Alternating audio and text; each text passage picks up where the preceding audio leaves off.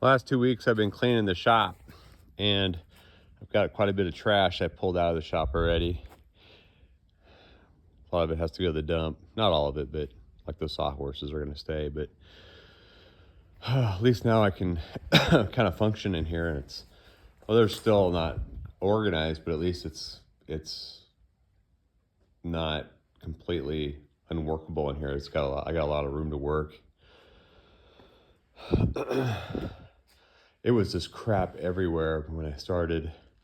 I put that wood stove here in the middle of the shop here.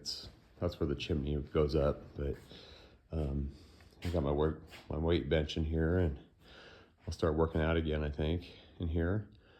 And there's my table saw. I moved that workbench over into the corner back there, and I can actually do some projects in here without tripping over everything. I still got to clean this disaster up down here, but that'll happen soon. I mean, the whole shop was like this. It was just crap everywhere.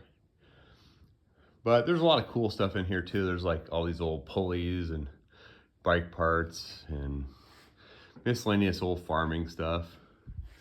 Got these old saws on the wall I think are kind of cool. But I got to hang a couple new lights. I got some different lights I'll replace, and that'll make it brighter in here. But yeah, so here's the shop, and looking forward to getting going on some woodworking projects. And